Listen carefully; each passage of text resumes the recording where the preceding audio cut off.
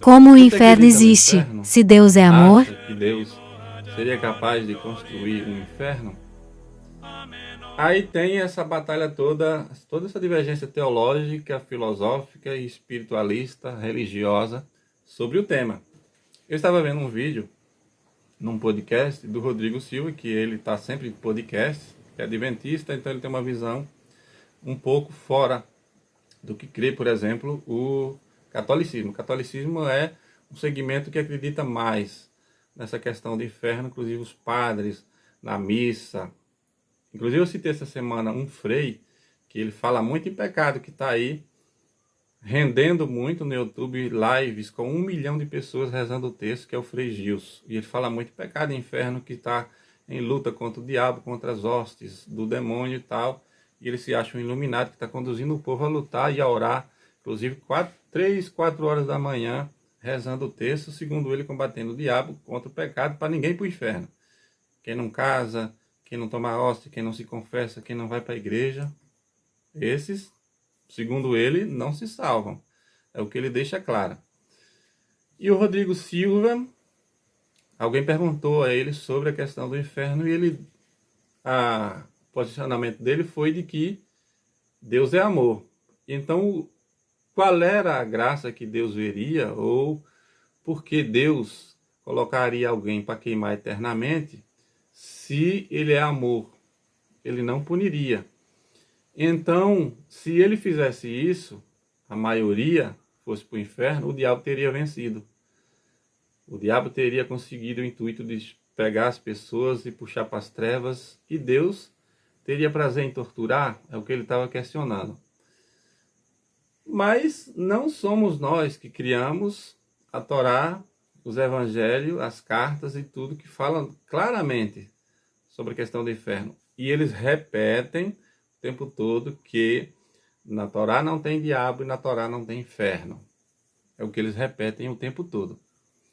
Mas eu volto de novo, como eu já falei em alguns vídeos aqui, a questão dos hebreus. Desde a história de Adão, passando por José e Abraão, passando por Moisés, Salomão, Davi. Ali tudo é um livro político, eles não falam de questão espiritual. Eles inventaram agora, os cabalistas, de que tem a Midrash, de que tem o Talmud, de que tem o Zohar, que são livros que vêm da tradição oral, que são fora da Bíblia, ligado à Bíblia, é uma coisa paralela à Bíblia. Que eles falam de anjo, disso, daquilo, mas na Bíblia não tem nada disso. A missão de Moisés era conduzir o povo a comportamentos sociais, a dizer que isso não pode, aquilo não pode, isso é pecado, isso não é pecado, mas ele não falou muito, revelou nada sobre os mundos espirituais. Não tem nada sobre isso. É por isso que ele não falou. Era um povo que estava muito ligado às crenças do Egito e tal, muito idólatra, como a gente viu, adorou o bezerro de ouro no deserto. Então ele não ficava falando disso para não criar celeuma, para não criar até seitas. Se hoje em dia surge seitas, imagina ele conduzindo aquele tanto de povo no deserto e começasse a falar no deserto sobre diabo, sobre Lúcifer. E até gente até querendo fazer pacto para sair de lá daquele lugar horrível que era o deserto, daquelas tendas, tomando sol e poeira na cara. Então ele não falava sobre esses assuntos e ele não deixava claro sobre isso. Além do mais, tanto ele lá, ninguém sabe o que ele escreveu, que foi complementado pelos rabinos, especialmente no século VI a.C., do desterro da Babilônia, eles têm essa concepção, até hoje eles repetem isso, de que bondade e maldade, ou bem e mal, vem de Deus. Que Deus, se o diabo existe, foi criado por Deus, é uma criatura que ele criou, Lúcifer e tal. Uma confusão tremenda, porque o diabo não é Lúcifer, de fato. Pela mitologia cristã, ele é um anjo caído, era um querubim que caiu e foi para lá ser o príncipe das trevas. Chamado de príncipe das trevas porque tem um rei, um diabo maior, o mal que sugou ele para baixo. Ele saiu das trevas do Criador para o adversário lá embaixo. O diabo seria alguém expurgado da criação. Deus não tem lugar para maldade nele, ele é a luz. Como é que alguém é luz e ele cria o mal para quê? Para testar o homem. Não começou na árvore do bem e do mal, porque comeram, surgiu o pecado original e um querubim, que era um anjo, se transformou no adversário. o mal se apresentou ali, porque ele já existia, a sombra já existia ali, na contração divina, como supostamente fala a Cabala das criações do mundo, da formação e tudo mais. Deus jogou para fora todo o mal e ficou a sombra, sempre tentando circular a luz, a morte tentando destruir a vida. Ele é mais poderoso e o mal não pode destruí-lo. Essa é a questão, mas o mal está sempre à espreita. Todo filósofo, inclusive Jesus, deixou isso claro. Ele foi para o deserto para ser tentado por quem? Pelo diabo.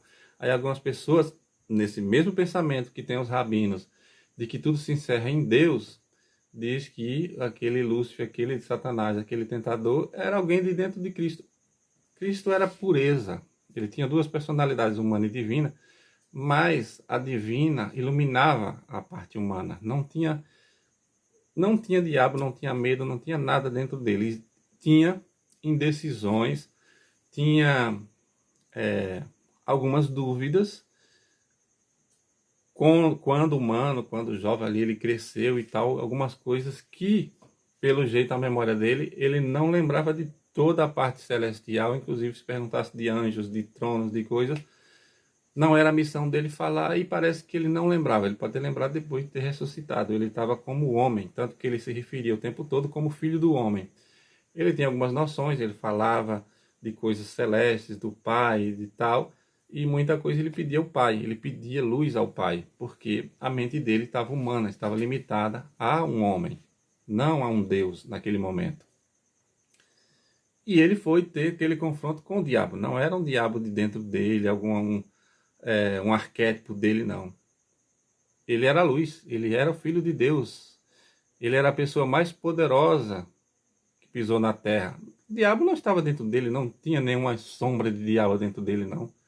Essa história de dizer que Deus é bom e mal ao mesmo tempo, essa dualidade, essa ambiguidade, não existe. Deus é bom, ele é luz, é sabedoria, é amor e vive para sempre. Não tem nele morte, não tem nele veneno, não tem nele maldade. Deus é pureza, amor, verdade, sabedoria, justiça e poder. Muito poder. Mas, voltando à questão do inferno.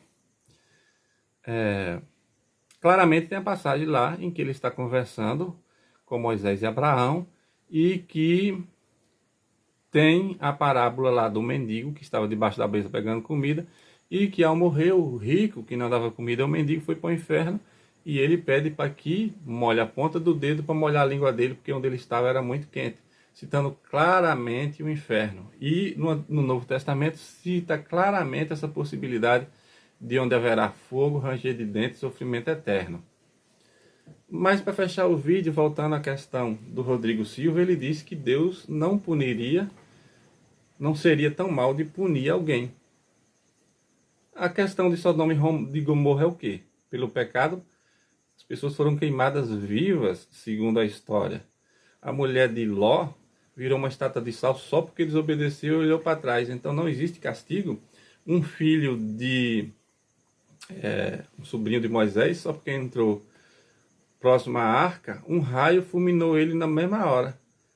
Porque desobedeceu comer o fruto no jardim, Eva e Adão foi jogado para fora do paraíso para se virar no meio da mata, no meio das feras, sem ter o que comer, sem ter onde morar, passando fome, frio, no meio da chuva. Enfim, eles não sabiam nada como sobreviver e foram jogados para fora. Não é que Deus é mau, como eu acabei de dizer, não existe maldade em Deus, mas existe justiça. Ah, mas uma pessoa vai ser punida, que Deus é esse? O cara pega um avião, que nem o Bin Laden mandou o cara pegar, jogar num prédio, mata 4.000 pessoas, simplesmente Deus ignora? Não, meu filho, tudo bem, foi um erro seu, mas eu perdoo. Não existe isso, existe alguma espécie de punição. A questão é se é eterno ou não, e que tipo de inferno é, porque pelo jeito existe um inferno para cada um de nós que vai sofrer de uma forma diferente. Pode ser de fogo, pode ser de água, de gelo, de fim. Mas o principal desse inferno é de estar longe de Deus, longe da vida. Sobre ser eterno ou não, o que se cogita é que o inferno será destruído um dia. Assim que o paraíso reinar e não houver mais necessidade da terra, Deus estalar o dedo e tudo será desintegrado. Então, tudo não existirá mais. Se está com Deus, é vida eterna. Se está fora de Deus, é apagado. Isso é que é o inferno eterno. Não volta mais para a luz, não volta mais para a fonte. Está fora da fonte, igual um galho que é cortado e ele seca longe da árvore. Ele está longe da árvore, ele seca, vira pó. É mais ou menos essa alegoria. Está longe de Deus, ele vai ser destruído. Não tem karma, não tem reencarnação, não tem nada que vai fazer com que a pessoa que matou 4, 5 mil pessoas numa guerra, por tirania, fez um genocídio, como nem está acontecendo em Gaza ou em outra coisa, que Deus simplesmente diz, reze ali 3 Pai Nosso e você está perdoado. Alguma punição vai existir. Então, eu acredito sim que o inferno existe e que a gente não deve criar uma paranoia que nem o Frei Gilson, que só fala em pecado o tempo todo, tudo é pecado, não sabemos o que realmente se enquadra de dizer que é para comer camarão, para não cortar o cabelo, para não sei o quê. Mas, no que disse Jesus, buscai a sabedoria, como disse Salomão, e como disse Jesus, buscai o amor. Com o amor e a sabedoria, sabemos que não matar, não roubar, não torturar, não levantar falso testemunho, não fazer mal ao próximo, não promover guerra, não promover mentiras, não promover discórdia. Ou seja, o bom comportamento é que vai nos fazer voltar a esse Deus que é bondade. E por aí, eu volto de novo a repetir de Deus não ser bom e mal ao mesmo tempo. Ele é bondade, porque senão ele chamava todos e lá ele fazia uma purificação e todos ficavam com ele. Mas toda pregação é através da benevolência, da bondade, do amor, da sabedoria, da justiça, da iluminação, é que você volta à fonte. Seja em que crença for.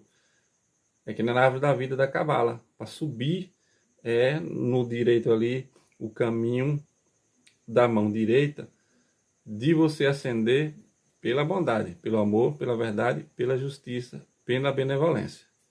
Então, não tem esse papo furado de dizer, eu vou pecar. Deus me perdoa.